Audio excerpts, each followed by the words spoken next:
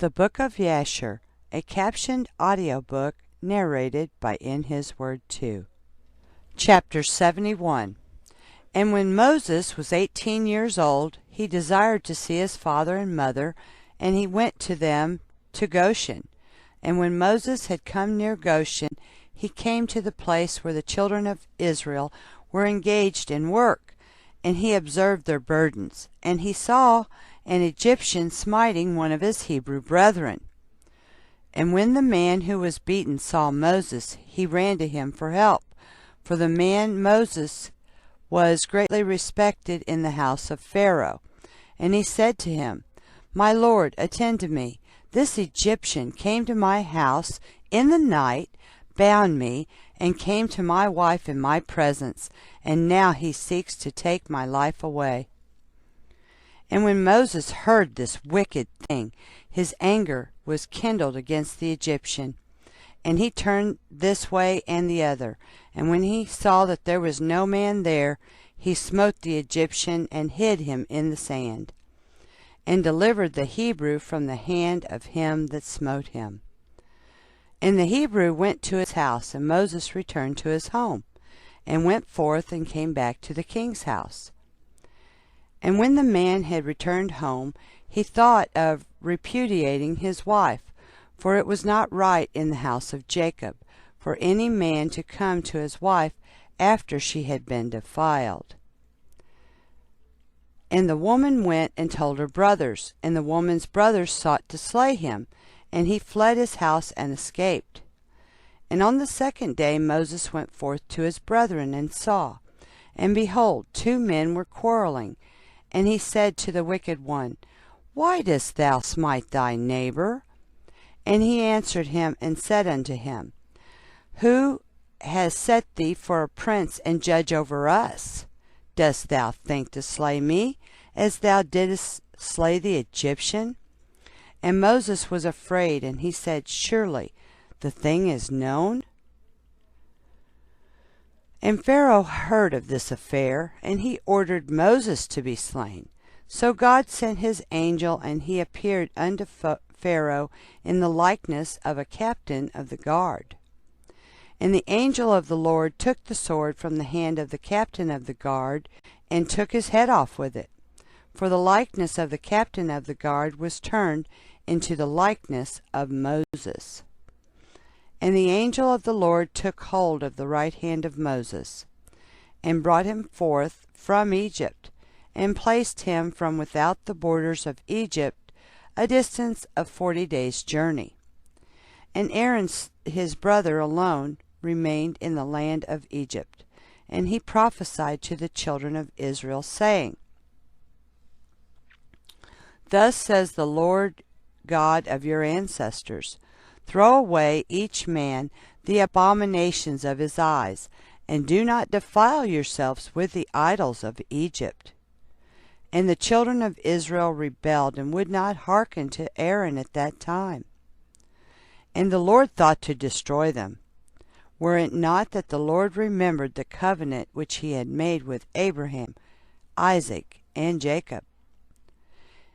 In those days the hand of Pharaoh continued to be severe against the children of Israel, and he crushed and oppressed them until the time when God sent forth his word and took notice of them.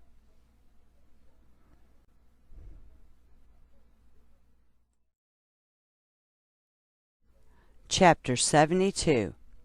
And it was in those days that there was a great war between the children of Cush and the children of the east in Aram, and they rebelled against the king of Cush in whose hands they were. So Kikaanus, king of Cush, went forth with all the children of Cush, a people numerous as the sand, and he went to fight against Aram and the children of the east, to bring them under subjection. So Kikaanus went out. He left Balaam the magician with his 2 sons to guard the city, and the lowest sort of people of the land. So Kikaanus went forth to Aram and the children of the east, And he fought against them, and smote them, and they all fell down wounded before Kikianus and his people. And he took many of them captives, and he brought them under subjection as at first, and he encamped upon their land to take tribute from them as usual.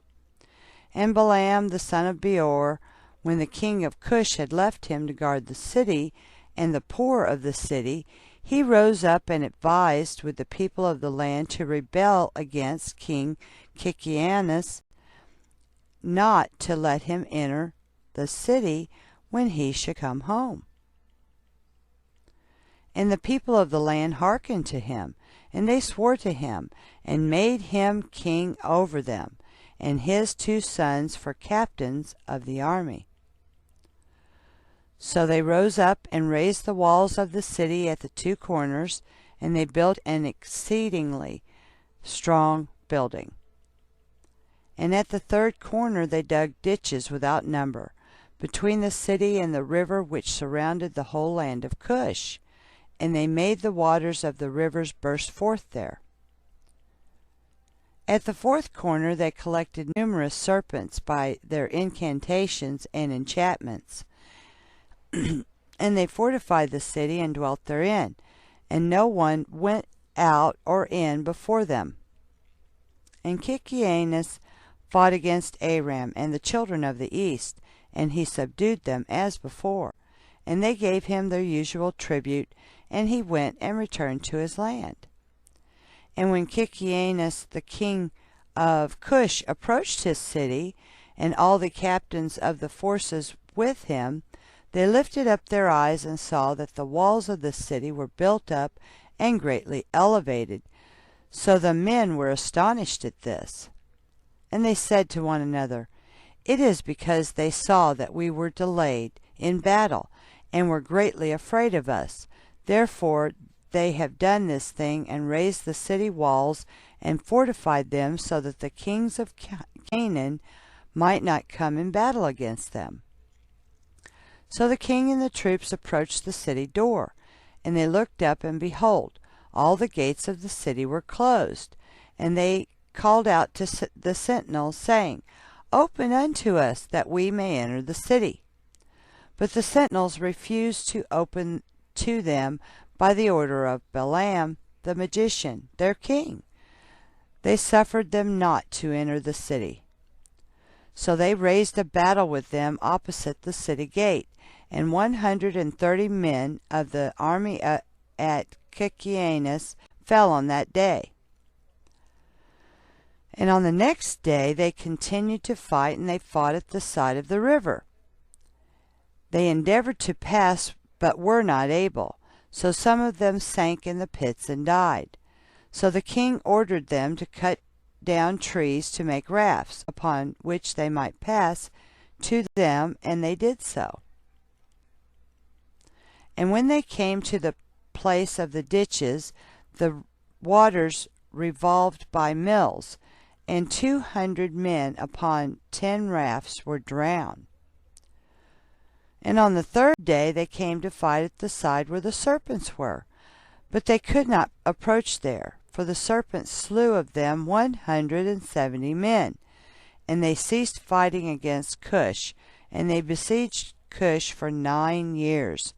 No person came out or in. At that time that the war and the siege were against Cush, Moses fled from Egypt from Pharaoh, who sought to kill him for having slain the Egyptian. And Moses was 18 years old when he fled from Egypt in the presence of Pharaoh, and he fled and escaped to the camp of Kikianus, which at that time was besieging Cush. And Moses was 9 years in the camp of Kikianus, king of Cush, all the time that they were besieging Cush, and Moses went out and came in with them.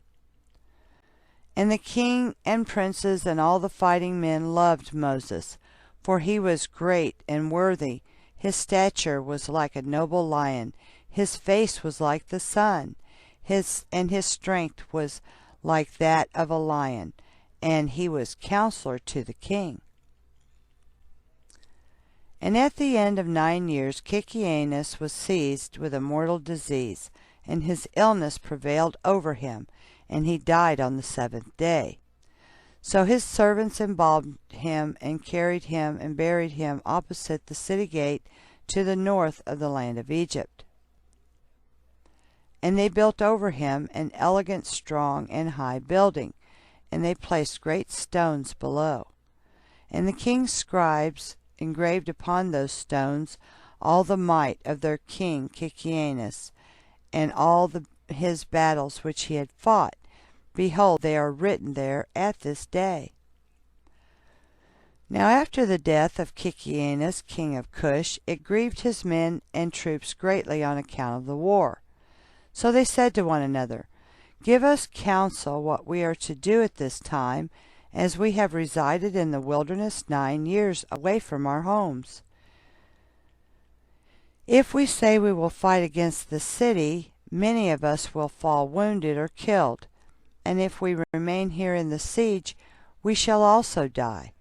For now all the kings of Aram and of the children of the east will hear that our king is dead, and they will attack us suddenly in a hostile manner, and they will fight against us and leave no remnant of us. Now therefore let us go and make a king over us, and let us remain in the siege until the city is delivered up to us. And they wished to choose on that day a man for king from the army of Kikianus, and they found no object of their choice like Moses to reign over them. And they hastened and stripped off each man his garments and cast them upon the ground, and they made a great heap and placed Moses thereon. And they rose up and blew with trumpets and called out before him and said, May the king live! May the king live! And all the people and nobles swore unto him to give him for a wife Adoniah the queen, the Cushite, wife of Kikianus, and they made Moses king over them on that day. And all the people of Cush issued a proclamation on that day, saying, Every man must give something to Moses of what is in his possession. And they spread out a sheet upon the heap, and every man cast into it something of what he had, one a gold earring, and another a coin. Also of onyx stones, bdellium, pearls, and marble did the children of Cush cast unto Moses upon the heap, also silver and gold in great abundance. And Moses took all the silver and gold, all the vessels, and the bdellium and onyx stones, which all the children of Cush had given to him, and he placed them amongst his treasures. And Moses reigned over the children of Cush on that day, in the place of Kikianus, king of Cush. Chapter 73. In the 55th year of the reign of Pharaoh king of Egypt, that is in the 157th year of the Israelites going down into Egypt, reigned Moses in Cush. Moses was 27 years old when he began to reign over Cush, and 40 years did he reign. And the Lord granted Moses favor and grace in the eyes of all the children of Cush, and the children of Cush loved him exceedingly. So Moses was favored by the Lord and by men. And in the 7th day of his reign, all the children of Cush assembled and came before Moses, and bowed down to him to the ground.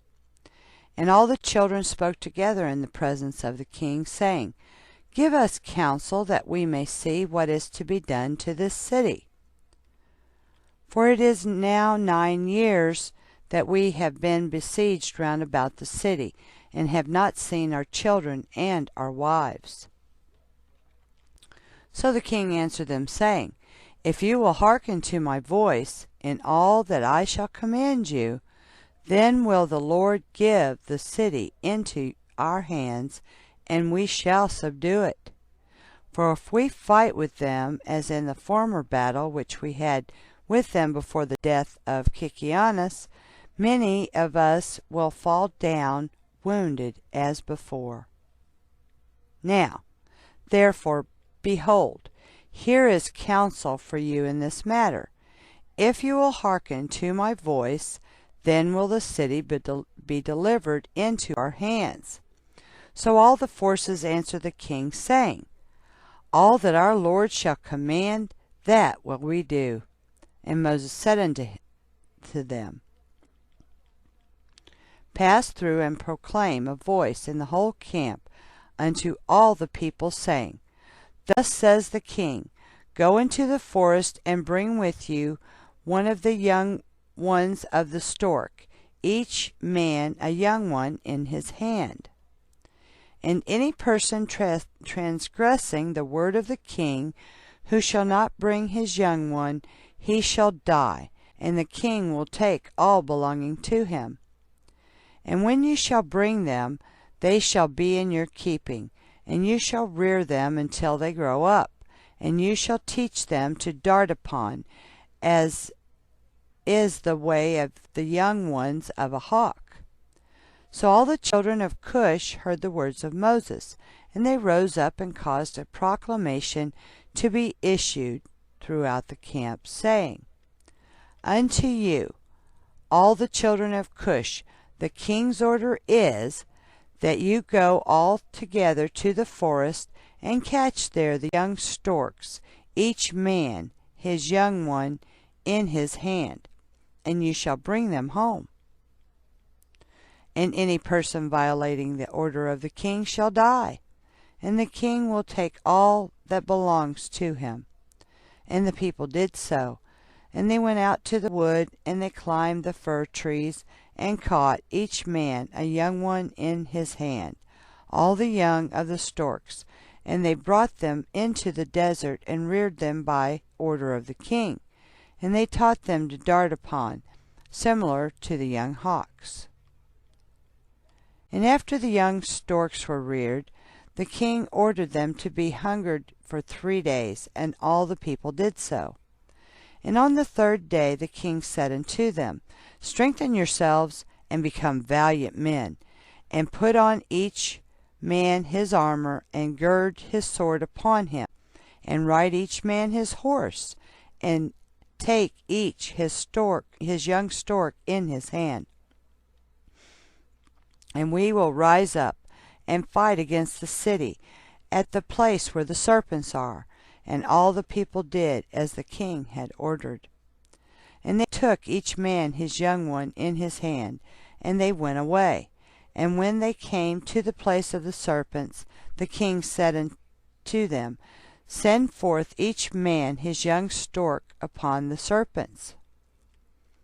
And they sent forth each man his young stork at the king's order. And the young storks ran upon the serpents, and they devoured them all, and destroyed them out of that place. And when the king and people had seen that all the serpents were destroyed in that place, all the people set up a great shout.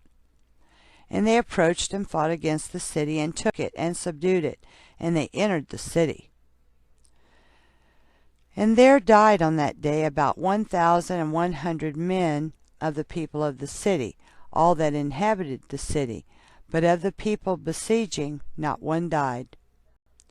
So all the children of Cush went each to his home, to his wife and children, and to all belonging to him. And Balaam the magician, when he saw that the city was taken, he opened the gate, and he and his 2 sons and 8 brothers fled, and returned to Egypt, to Pharaoh, king of Egypt. They are the sorcerers and magicians who are mentioned in the book of the law, standing against Moses when the Lord brought the plagues upon Egypt. So Moses took the city by his wisdom, and the children of Cush placed him on the throne, instead of Kikianus, king of Cush. And they placed the royal crown upon his head, and they gave him for a wife Adoniah the Cushite queen, wife of Kikianus. And Moses feared the Lord God of his fathers, so that he came not to her, nor did he turn his eyes to her. For Moses remembered how Abraham had made his servant Eliezer swear, saying unto him, Thou shalt not take a woman from the daughters of Canaan for my son Isaac.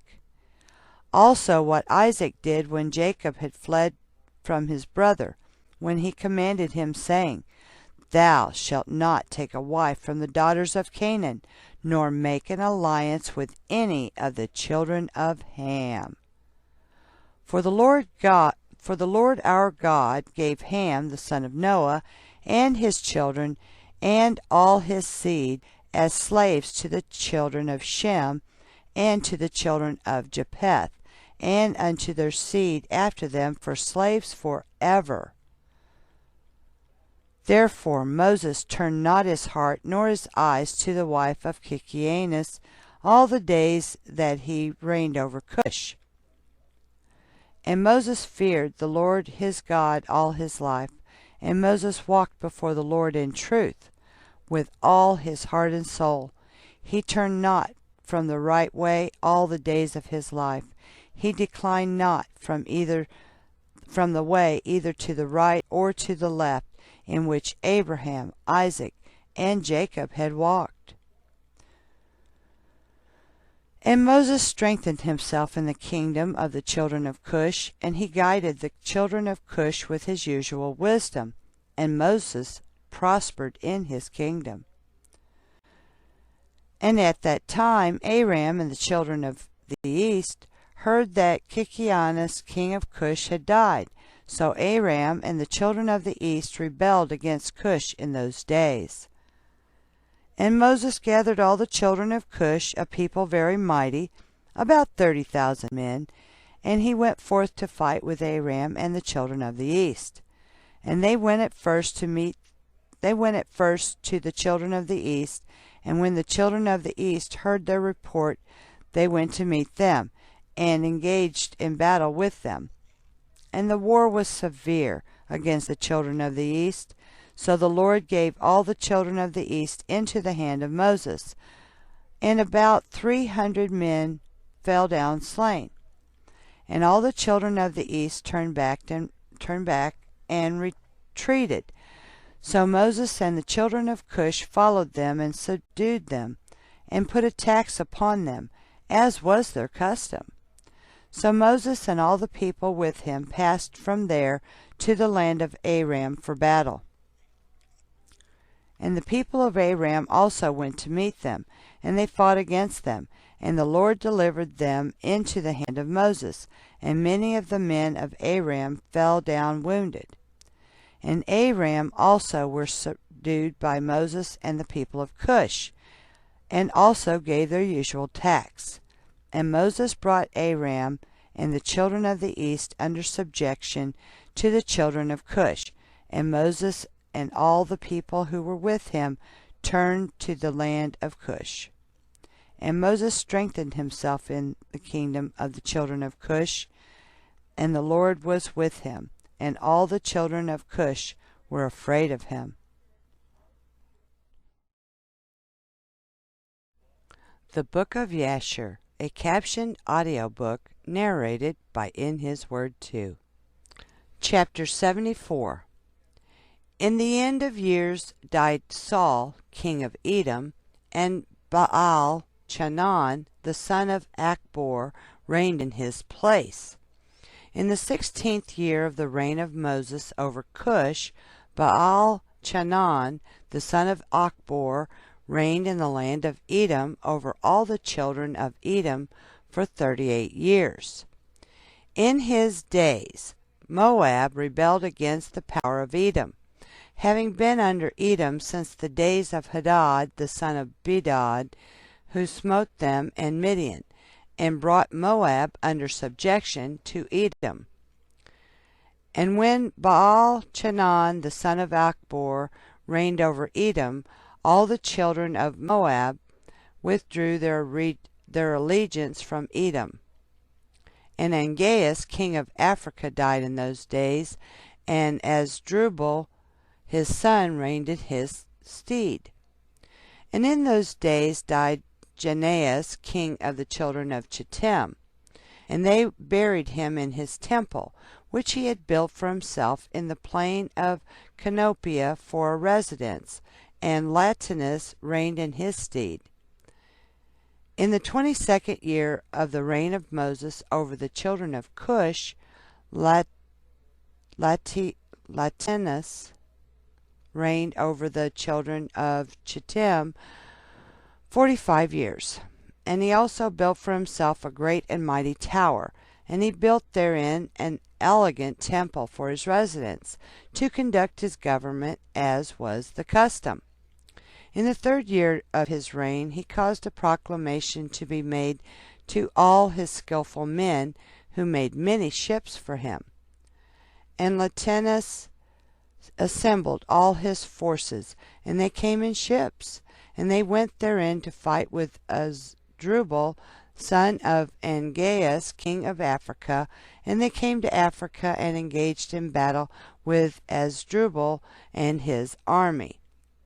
And Latinus prevailed over Asdrubal, and Latinus took from Asdrubal the aqueduct which his father had brought from the children of Chittim, when he took Janiah, the daughter of Uzzi, for a wife. So Latinus overthrew the bridge of the aqueduct, and smote the whole army of Asdrubal a severe blow. And the remaining strong men of Asdrubal strengthened themselves, and their hearts were filled with envy, and they courted death, and again engaged in battle with Latinus, king of Chittim. And the battle was severe upon all the men of Africa, and they all fell wounded before Latinus and his people, and Asdrubal the king also fell in that battle. And the king Asdrubal had a very beautiful daughter, whose name was Ushpenzena, and all the men of Africa embroidered her likeness on their garments, on account of her great beauty and comely appearance. And the men of Latinus saw Ushpenzena, the daughter of Asdrubal, and praised her unto Latinus their king. And Latinus ordered her to be brought to him, and Latinus took Ushpenzena for a wife, and he turned back on his way to Chittim. And it was after the death of Asdrubal, son of Angeas, when Latinus had turned back to his land from the battle, that all the inhabitants of Africa rose up and took Anibal, the son of Angeas, the younger brother of Asdrubal, and made him king instead at his brother over the whole land at Africa.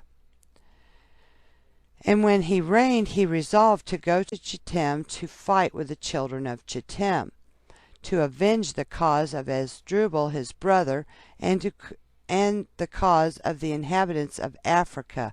And he did so. And he made many ships, and he came therein with his whole army, and he went to Chittim. So Anibal fought with the children of Chittim, and the children of Chittim fell wounded before Anibal and his army, and Anibal avenged his brother's cause. And Anibal continued the war for 18 years with the children of Chittim, and Anibal dwelt in the land of Chittim, and encamped there for a long time. And Anibal smote the children of Chittim very severely, and he slew their great men and princes, and of the rest of the people he smote about 80,000 men. And at the days and years Anibal returned to his land of Africa, and he reigned securely in the place of Asdrubal his brother.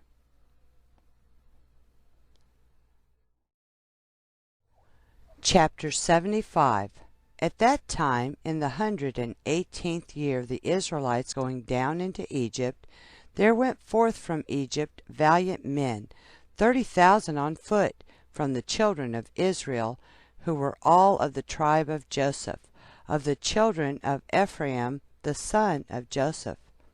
For they said the period was completed which the Lord had appointed to the children of Israel in the times of old, which he had spoken to Abraham. And these men girded themselves, and they put each man his sword at his side, and every man his armor upon him. And they trusted to their strength, and they went out together from Egypt with a mighty hand. But they brought no provision for the road, only silver and gold.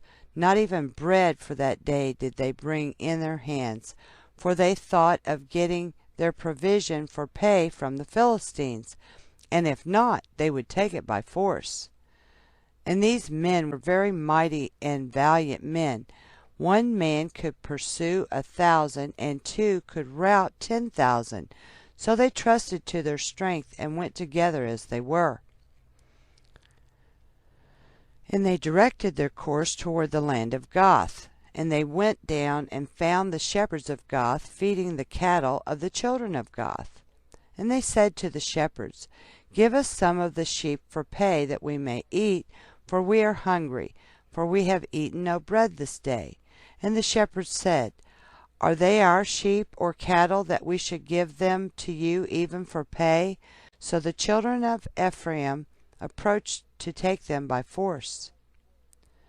And the shepherds of Gath shouted over them that their cry was heard at a distance. So all the children of Gath went out to them. And when the children of Gath saw the evil doings of the children of Ephraim, they returned and assembled the men of Gath. And they put each man his armor, and came forth to the children of Ephraim for battle. And they engaged with them in the valley of Gath, and the battle was severe, and they smote from each other a great many on that day.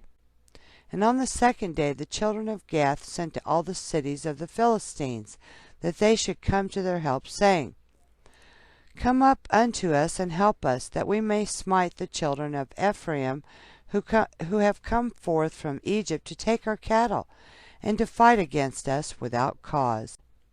Now the souls of the children of Ephraim were exhausted with hunger and thirst, for they had eaten no bread for 3 days, and 40,000 men went forth from the cities of the Philistines to the assistance of the men of Gath.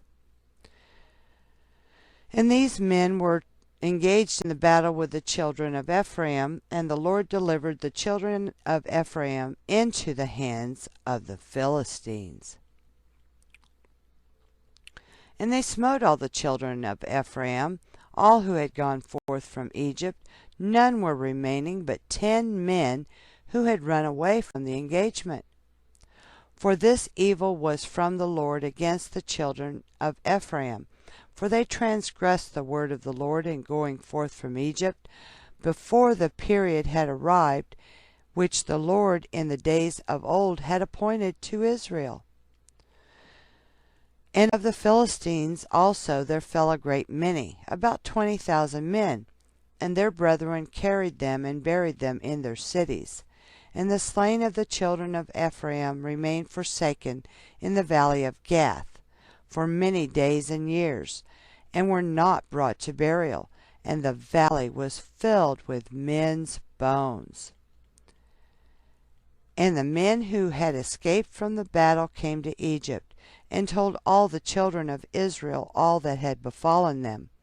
And their father Ephraim mourned over them many days, and his brethren came to console him. And he came unto his wife, and she bare a son, and he called his name Beriah, for she was unfortunate in his house.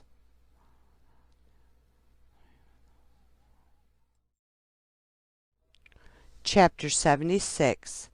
And Moses the son of Aram was still king in the land of Cush in those days, and he prospered in his kingdom, and he conducted the government of the children of Cush in justice, in righteousness, and integrity. And all the children of Cush loved Moses all the days that he reigned over them, and all the inhabitants of the land of Cush were greatly afraid of him. And in the 40th year of the reign of Moses over Cush, Moses was sitting on the royal throne, whilst Adoniah the queen was before him, and all the nobles were sitting around him. And Adoniah the queen said before the king and the princes, What is this thing which you, the children of Cush, have done for this long time? Surely you know that for 40 years that this man has reigned over Cush, he has not approached me, nor has he served the gods of the children of Cush. Now therefore hear, O ye children of Cush, and let this man no more reign over you, as he is not of our flesh. Behold, Menacrus, my son, is grown up. Let him reign over you, for it is better for you to serve the son of your Lord than to serve a stranger, slave of the king of Egypt. And all the people and nobles of the children of Cush heard the words which Adoniah the queen had spoken in their ears. And all the people were preparing until the evening, and in the morning they rose up early and made Menacrus, son of Kikianus, king over them. And all the children of Cush were afraid to stretch forth their hand against Moses, for the Lord was with Moses. And the children of Cush remembered the oath which they swore unto Moses. Therefore they did no harm to him. But the children of Cush gave many presents to Moses, and sent him from them with great honor. So Moses went forth from the land of Cush, and went home, and ceased to reign over Cush. And Moses was 66 years old when he went out of the land of Cush. For the thing was from the Lord, for the period had arrived which he had appointed in the days of old, to bring forth Israel from the affliction of the children of Ham. So Moses went to Midian, for he was afraid to return to Egypt on account of Pharaoh, and he went and sat at a well of water in Midian. And the 7 daughters of Reuel the Midianite went out to feed their father's flock. And they came to the well and drew water to water their father's flock. So the shepherds of Midian came and drove them away, and Moses rose up and helped them and watered the flock. And they came home to their father Reuel, and told him what Moses did for them. And they said, An Egyptian man has delivered us from the hands of the shepherds.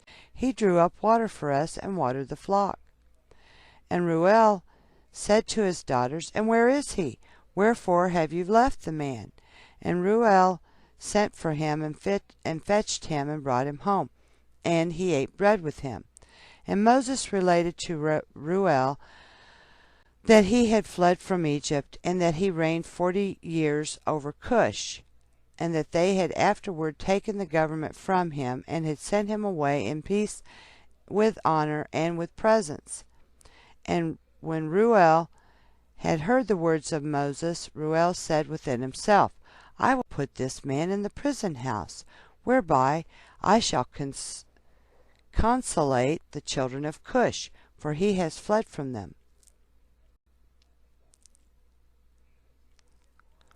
And they took and put him in the prison house. And Moses was in prison 10 years. And whilst Moses was in the prison house, Zipporah, the daughter of Reuel, took pity over him, and supported him with bread and water all the time. And all the children of Israel were yet in the land of Egypt, serving the Egyptians in the manner of hard work. And the hand of Egypt continued in severity over the children of Israel in those days. At that time the Lord smote Pharaoh king of Egypt, and he afflicted with the plague of leprosy from the sole of his foot to the crown of his head. Owing to the cruel treatment of the children of Israel was this plague at that time from the Lord upon Pharaoh king of Egypt. For the Lord had hearkened to the prayer of his people, the children of Israel, and their cry reached him on account of their hard work. Still his anger did not turn from them, and the hand of Pharaoh was still stretched out against the children of Israel. And Pharaoh hardened his neck before the Lord, and he increased his yoke over the children of Israel, and embittered their lives with all manner of hard work.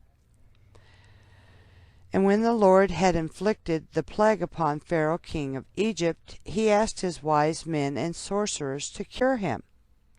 And his wise men and sorcerers said unto him, that if the blood of little children were put into the wounds, he would be healed. And Pharaoh hearkened to them, and sent his ministers to Goshen to the children of Israel to take their little children. And Pharaoh's ministers went and took the infants of the children of Israel from the bosoms of their mothers by force. And they brought them to Pharaoh daily, a child each day. And the physicians killed them and applied them to the plague. Thus they did all the days. And the number of the children which Pharaoh slew was 375. But the Lord hearkened not to the physicians of the king of Egypt, and the plague went on increasing mightily. And Pharaoh was 10 years afflicted with that plague. Still the heart of Pharaoh was more hardened against the children of Israel. And at the end of 10 years the Lord continued to afflict Pharaoh with destructive plagues. And the Lord smote him with a bad tumor and sickness at the stomach, and that plague turned into a severe boil. At that time the 2 ministers of Pharaoh came from the land of Goshen, where all the children of Israel were, and went to the house of Pharaoh, and said to him, We have seen the children of Israel slacken in their work, and negligent in their labor. And when Pharaoh heard the words of his ministers, his anger was kindled against the children of Israel exceedingly, for he was greatly grieved at his bodily pain. And he answered and said, Now that the children of Israel know that I am ill, they turn and scoff at us.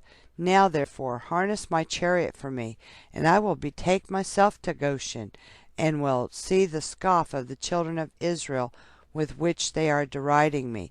So his servants harnessed the chariot for him. And they took and made him ride upon a horse, for he was not able to ride of himself. And he took with him 10 horsemen and 10 footmen, and went to the children of Israel to Goshen.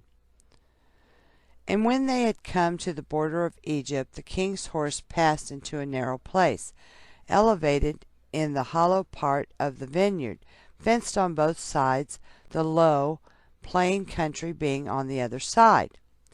And the horses ran rapidly in that place, and pressed each other, and the horses pressed the king's horse. And the king's horse fell into the low plain, whilst the king was riding upon it. And when he fell, the chariot turned over the king's face, and the horse lay upon the king. And the king cried out, for his flesh was very sore. And the flesh of the king was torn from him, and his bones were broken, and he could not ride. For this thing was from the Lord to him. For the Lord had heard the cries of his people, the children of Israel, and their affliction.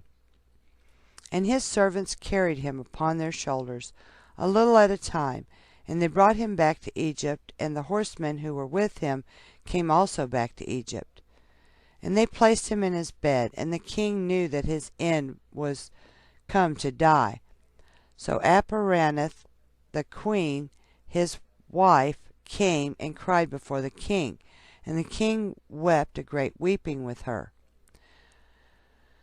And all his nobles and servants came on that day, and saw the king in that affliction, and wept a great weeping with him.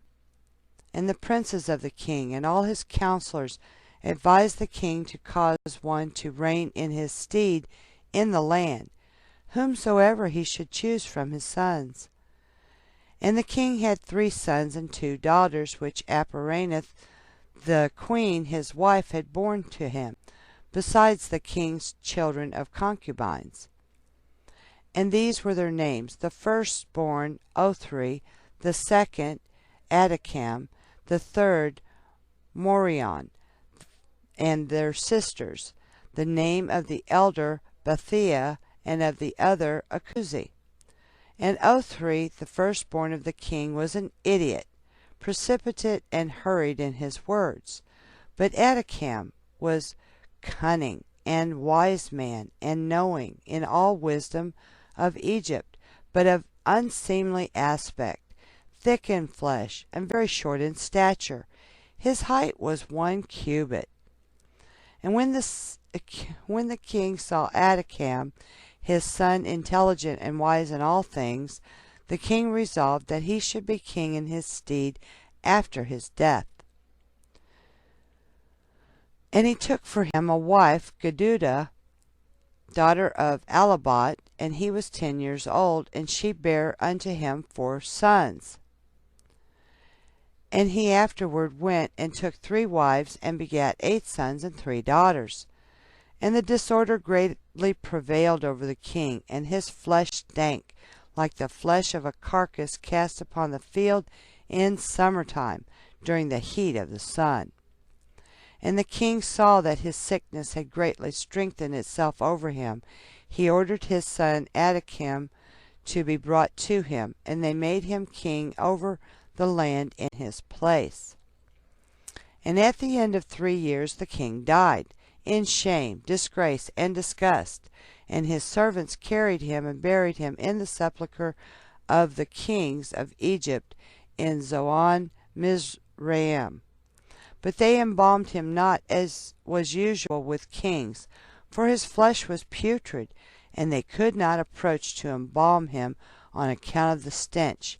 So they buried him in haste.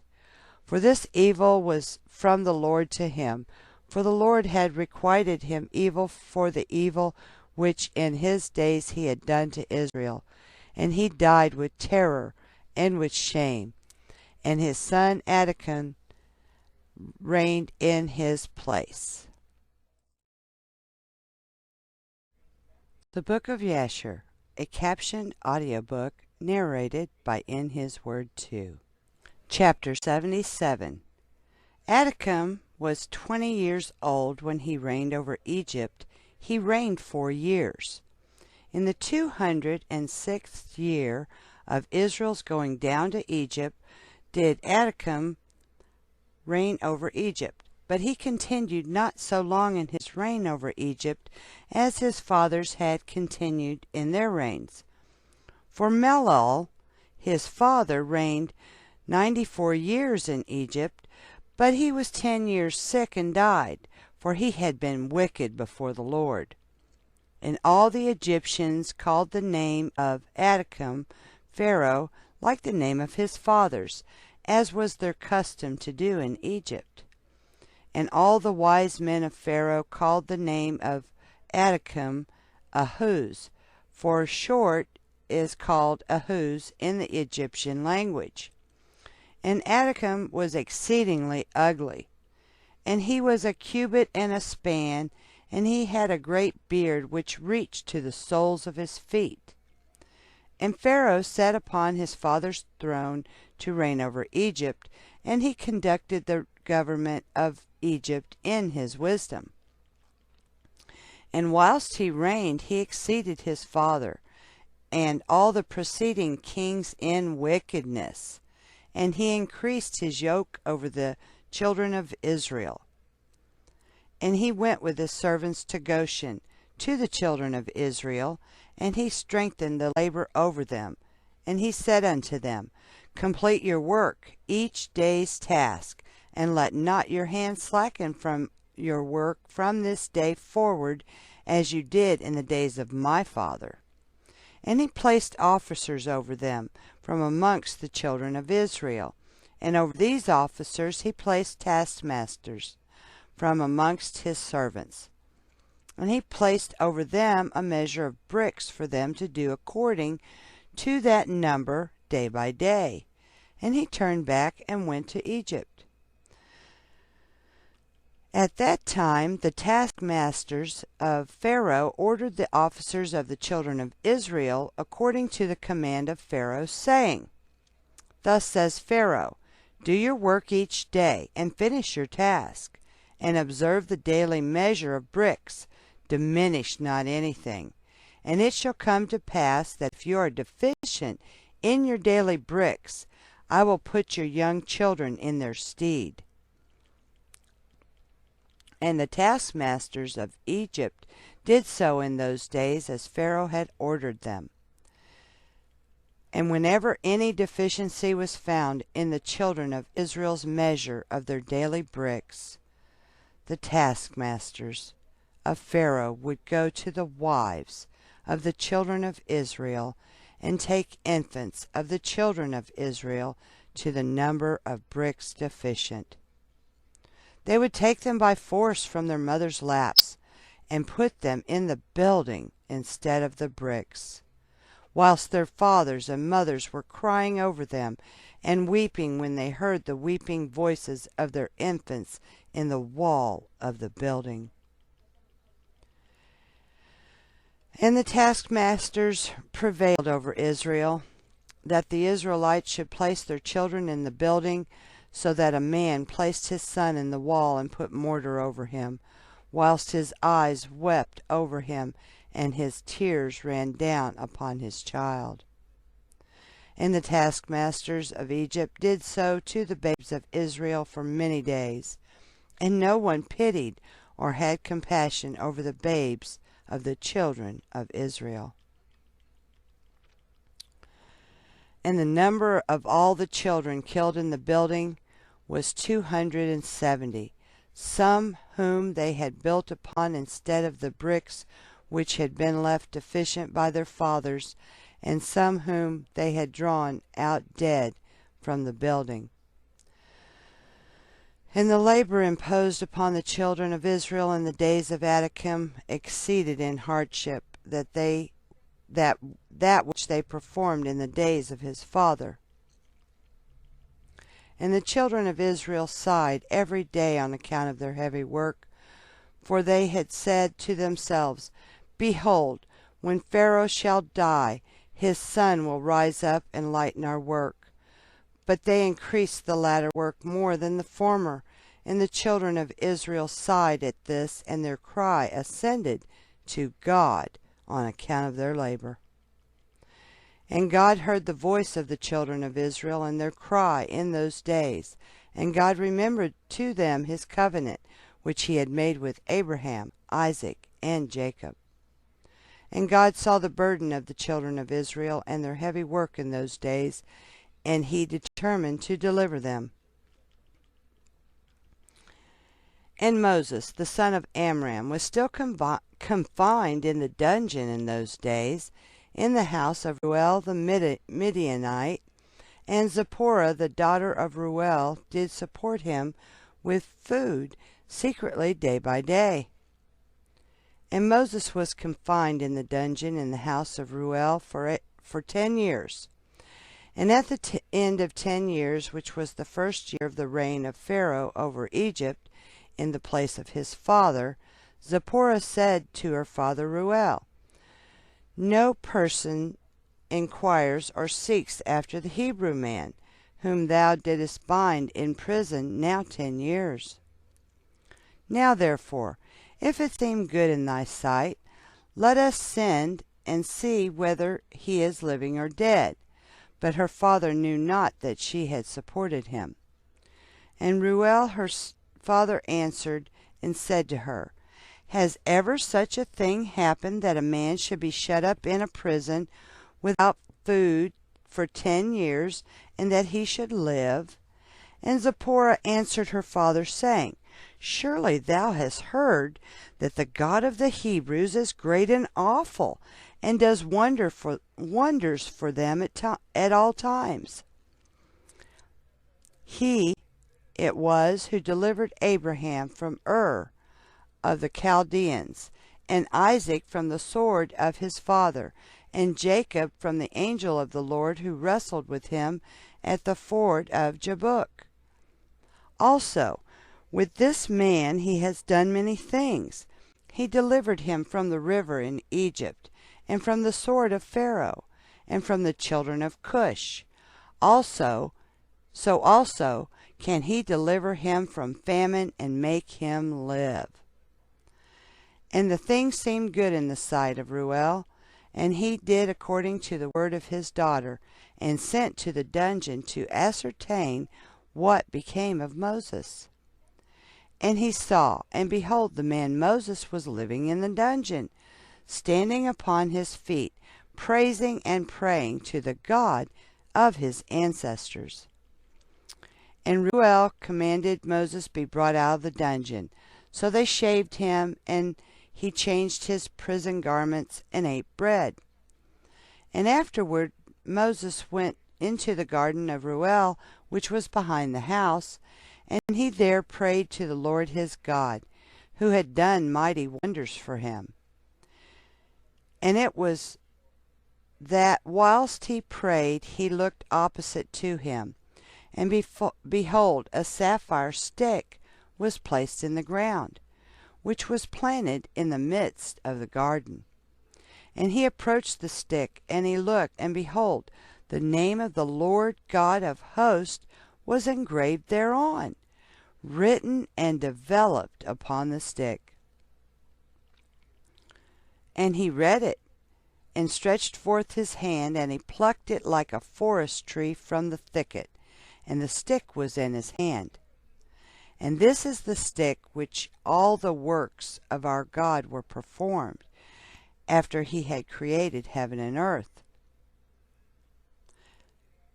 Let me read that again. And this was the stick with which all the works of our God were performed, after he had created heaven and earth, and all the host of them, seas, rivers, and all their fishes. And when God had driven Adam from the Garden of Eden, he took the stick in his hand, and went and tilled the ground from which he was taken. And the stick came down to Noah, and was given to Shem and his descendants, until it came into the hand of Abraham the Hebrew. And when Abraham had given all he had to his son Isaac, he also gave to him this stick. And when Jacob had fled to Padan Aram, he took it into his hand, and when he returned to his father, he had not left it behind him. Also, when he went down to Egypt, he took it into his hand and gave it to Joseph, one portion above his brethren, for Jacob had taken it by force from his brother Esau. And after the death of Joseph, the nobles of Egypt came into the house of Joseph, and the stick came into the hand of Reuel the Midianite. And when he went out of Egypt, he took it in his hand and planted it in his garden. And all the mighty men of the Kenites tried to pluck it when they endeavored to get Zipporah his daughter, but they were unsuccessful, so that the stick remained planted in the garden of Reuel, until he came who had a right to it, and took it. And when Reuel saw the stick in the hand of Moses, he wondered at it, and he gave him his daughter Zipporah for a wife.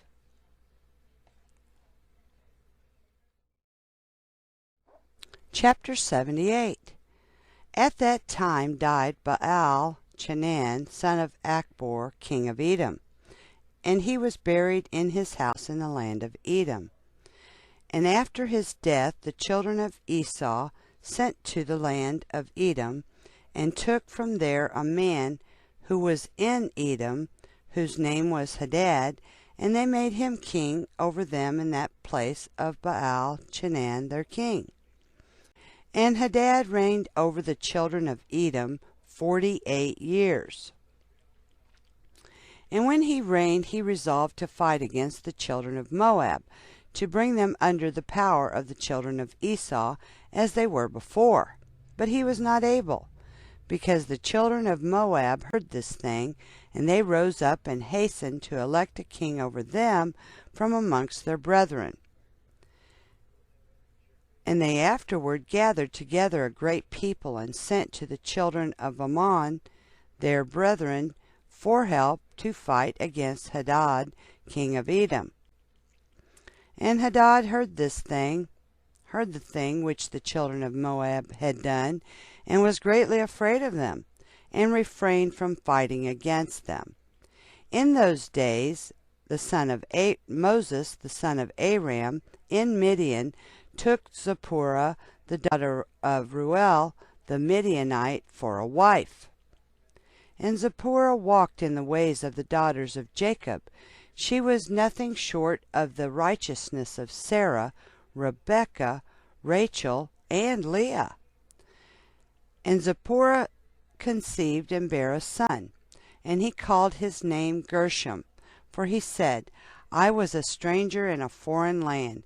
But he circumcised not his foreskin at the command of Reuel his father-in-law.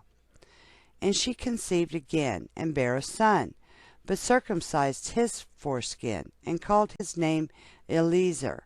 For Moses said, Because the God of my fathers was my help, and delivered me from the sword of Pharaoh. And Pharaoh king of Egypt greatly increased the labor of the children of Israel in those days, and continued to make his yoke heavier upon the children of Israel. And he ordered a proclamation to be made in Egypt, saying, Give no more straw to the people to make the bricks with. Let them go and gather themselves straw as they can find it. Also the tale of bricks which they shall make, let them give each day. It should be the tally. And diminish nothing from them, for they are idle in their work. And the children of Israel heard this, and they mourned and sighed, and they cried unto the Lord on account of the bitterness of their souls. And the Lord heard the cries of the children of Israel, and saw the oppression with which the Egyptians oppressed them. And the Lord was jealous of his people and his inheritance, and heard their voice, and he resolved to take them out of the affliction of Egypt, to give them the land of Canaan for a possession.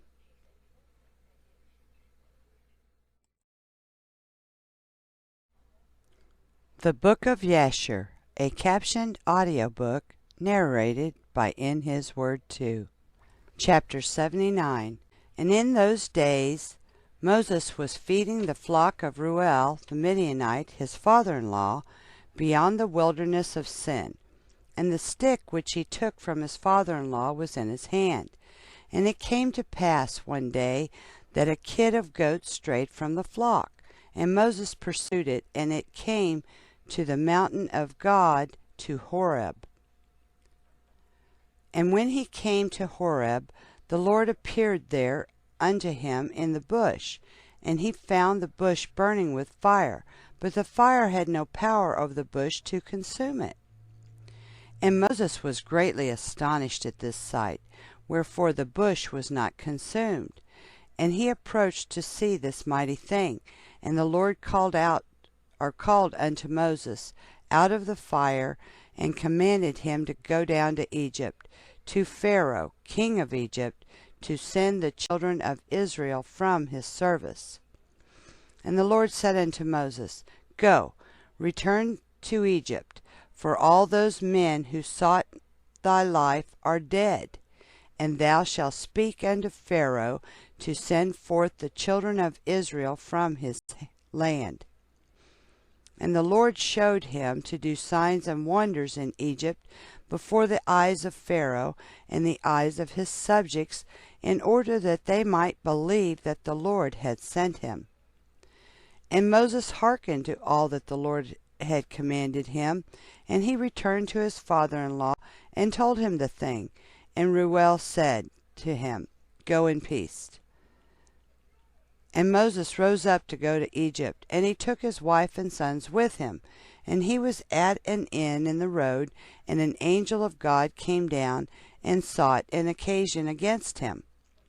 And he wished to kill him on account of his firstborn son, because he had not circumcised him, and had transgressed the covenant which the Lord had made with Abraham.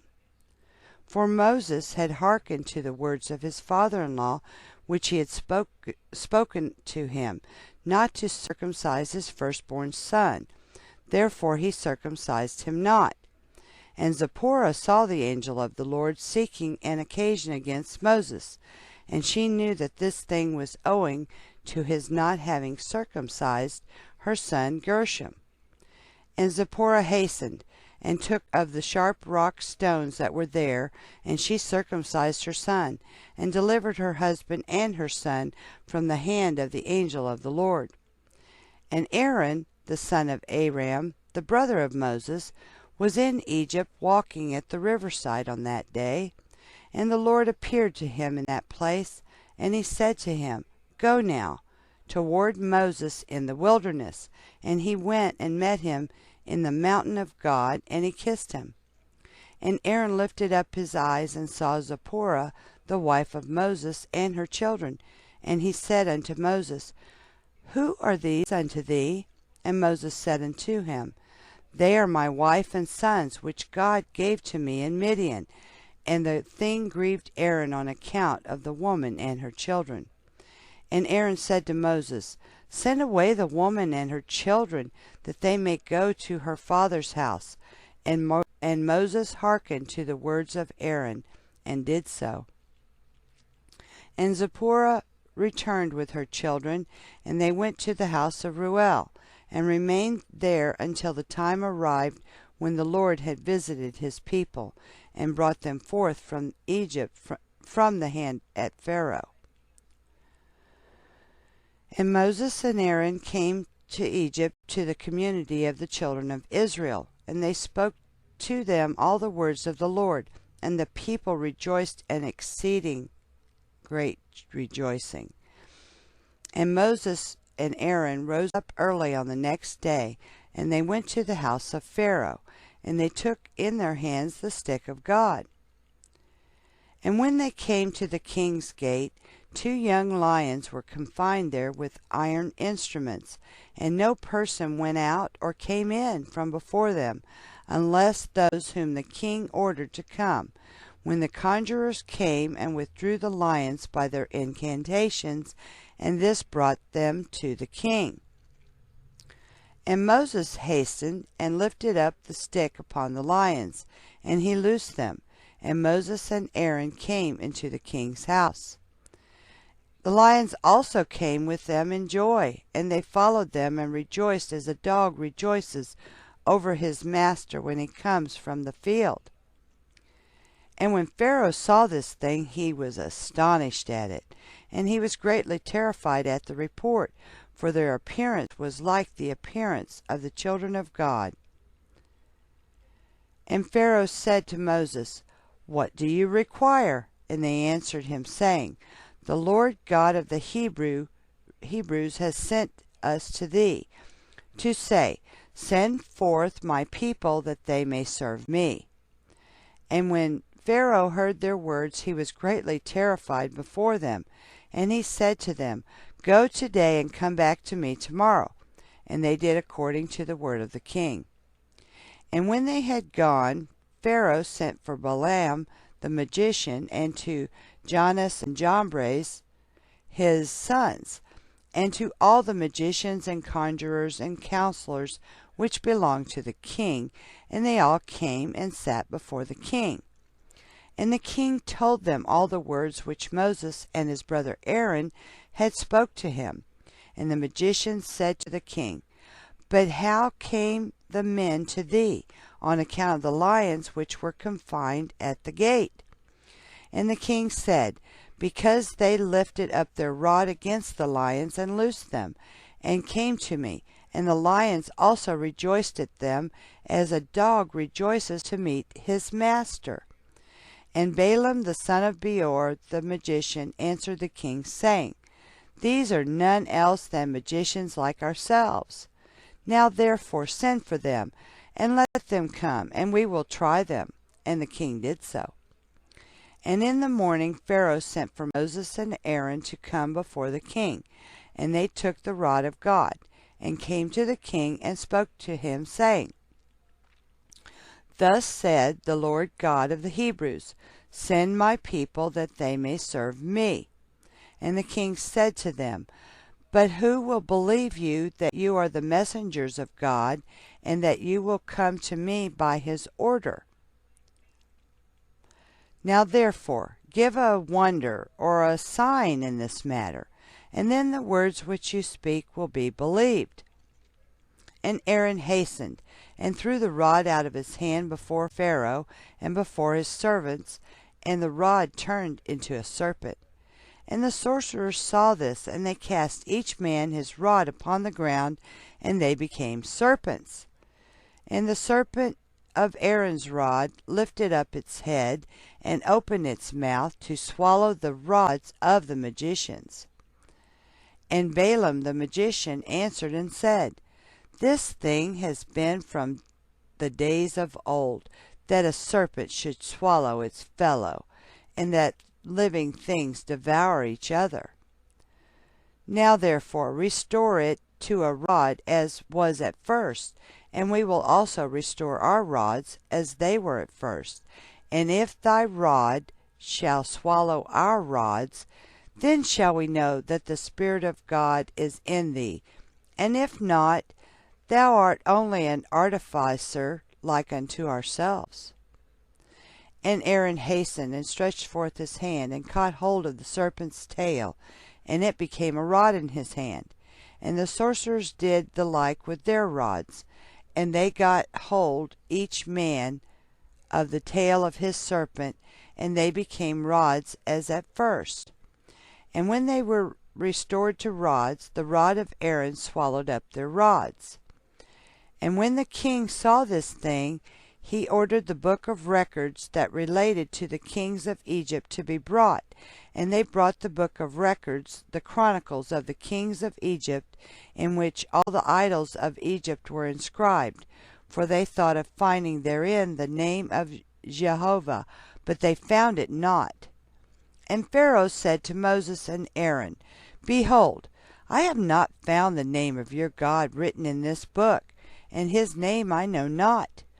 And the counselors and wise men answered the king, We have heard that the God of the Hebrews is a son of the wise, the son of ancient kings.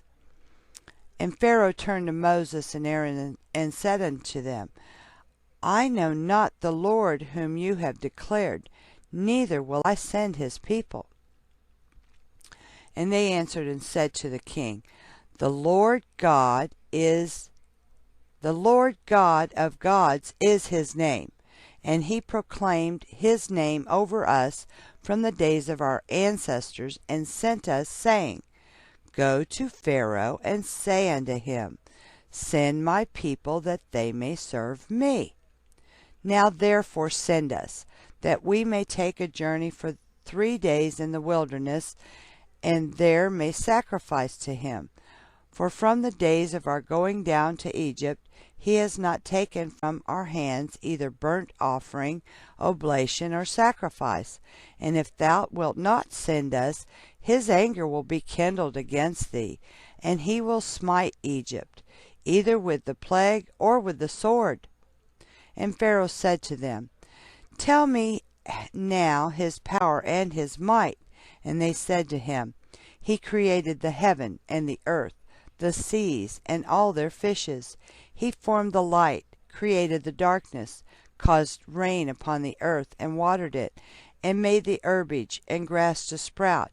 He created man and beast and animals of the forest, the birds of the air, and the fish of the sea, and by his mouth they live and die.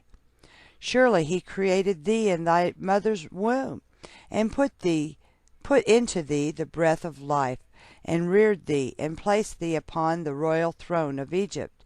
And he will take thy breath and soul from thee, and return thee to the ground whence thou wast taken. And the anger of the king was kindled at their words, and he said to them, But who amongst all the gods of the nations can do this?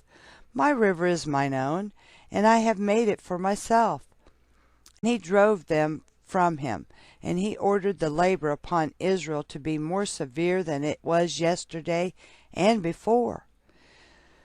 And Moses and Aaron went out from the king's presence, And they saw the children of Israel in an evil condition, for the taskmasters had made their labor exceedingly heavy.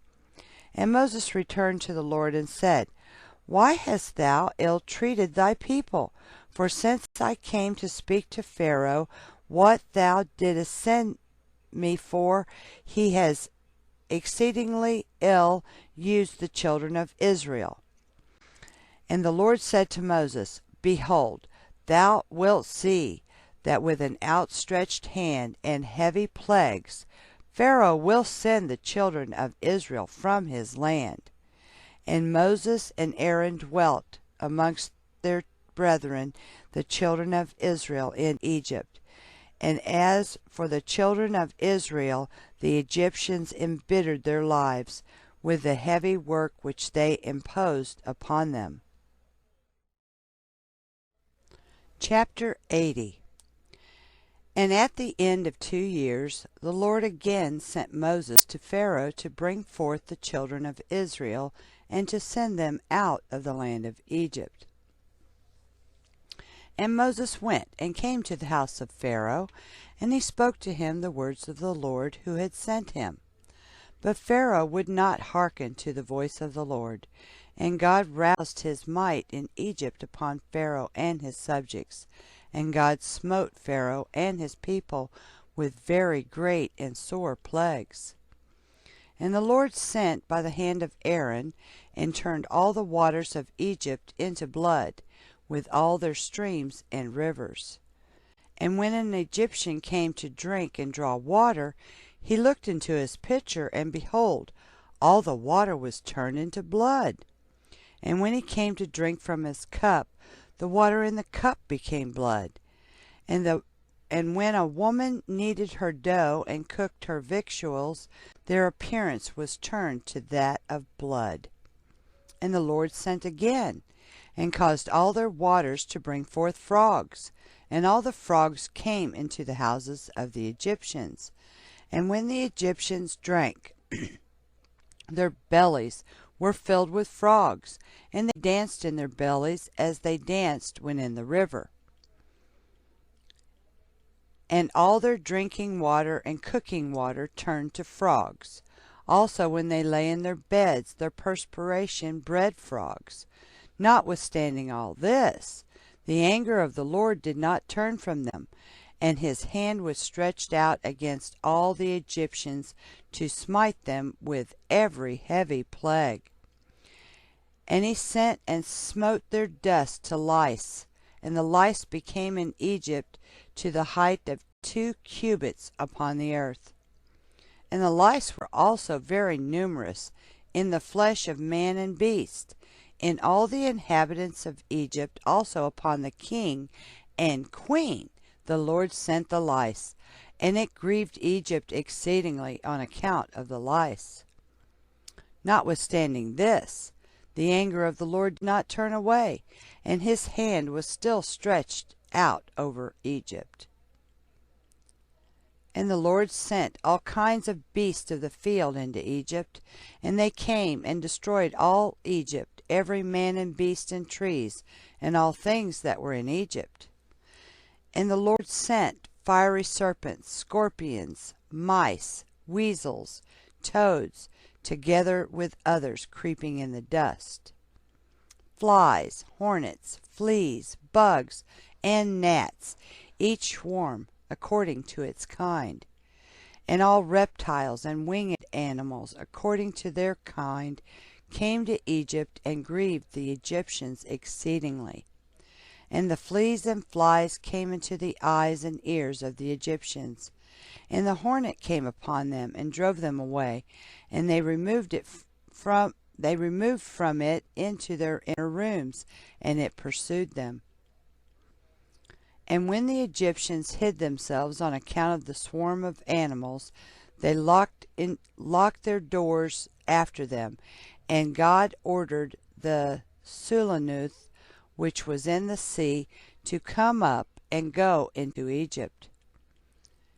And she had long arms, 10 cubits in length of a cubit of a man, and she went upon the roofs and uncovered the raftering and flooring, and cut them, and stretched forth her arm into the house, and removed the lock and bolt, and opened the houses of Egypt. Afterward came the swarm of animals into the houses of Egypt, and the swarm of animals destroyed the Egyptians, and it grieved them exceedingly.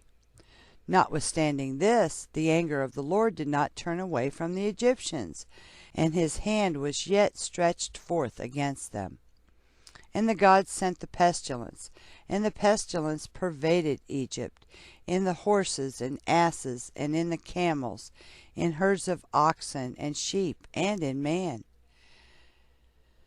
And when the Egyptians rose up early in the morning to take their cattle to pasture, they found all their cattle dead. And there remained of the cattle of the Egyptians only 1 in 10, and of the cattle belonging to Israel in Goshen not one died. And God sent a burning inflammation in the flesh of the Egyptians, which burst their skins, and it became a severe itch in all the Egyptians, from the soles of their feet to the crowns of their heads. And many boils were in their flesh, that their flesh wasted away until they became rotten and putrid. Notwithstanding this, the anger of the Lord did not turn away, and his hand was still stretched out over all Egypt. And the Lord sent a very heavy hail, which smote their vines, and broke their fruit trees, and dried them up, that they fell upon them. Also every green herb became dry and perished, for a mingling fire descended amidst the hail. Therefore the hail and the fire consumed all things. Also men and beasts that were found abroad perished of the flames of fire and of the hail, and all the young lions were exhausted. And the Lord sent and brought numerous locusts into Egypt, the Chazel, Salem, Chargol, and Chargoli, locusts each of its kind, which devoured all that the hail had left remaining.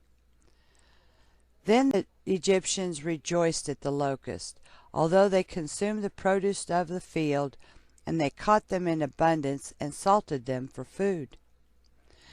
And the Lord turned a mighty wind of the sea, which took away all the locusts, even those that were salted, and thrust them into the Red Sea.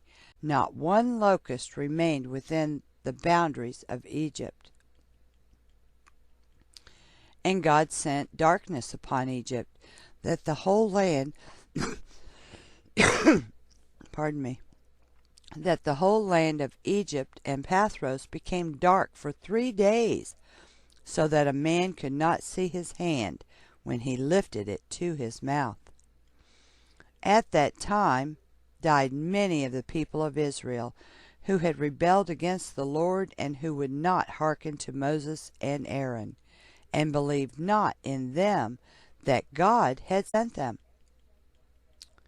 and who had said, We will not go forth from Egypt, lest we perish with hunger in a desolate wilderness, and who would not hearken to the voice of Moses. And the Lord plagued them in the 3 days of darkness, and the Israelites buried them in those days, without the Egyptians knowing of them or rejoicing over them. And the darkness was very great in Egypt for 3 days, and any person who was standing when the darkness came remained standing in his place, and he that was sitting remained sitting, and he that was lying continued lying in the same state, and he that was walking remained sitting upon the ground in the same spot. And this thing happened to all the Egyptians until the darkness had passed away. And the days of darkness passed away, and the Lord sent Moses and Aaron to the children of Israel, saying, Celebrate your feast and make your Passover, for behold, I come in the midst of the night amongst all the Egyptians, and I will smite all their firstborn, from the firstborn of a man to the firstborn of a beast. And when I see your Passover, I will pass over you. And the children of Israel did according to all that the Lord had commanded Moses and Aaron. Thus did they in that night. And it came to pass in the middle of the night that the Lord went forth in the midst of Egypt, and smote all the firstborn of the Egyptians, from the firstborn of a man to the firstborn of beast. And Pharaoh rose up in the night, he and all his servants, and all the Egyptians, and there was a great cry throughout Egypt that night, for there was not a house in which there was not a corpse. Also the likeness of the firstborn of Egypt, which were carved in the walls at their houses, were destroyed, and fell to the ground. Even the bones of their firstborn who had died before this, and whom they had buried in their houses, were raked up by the dogs of Egypt on that night, and dragged before the Egyptians, and cast before them. And all the Egyptians saw this evil which had suddenly come upon them, and all the Egyptians cried out with a loud voice. And all the families of Egypt wept upon that night, each man for his son, and each man for his daughter, being the firstborn. And the tumult of Egypt was heard at a distance on that night. And Bethia, the daughter of Pharaoh, went forth with the king on that night to seek Moses and Aaron in their houses.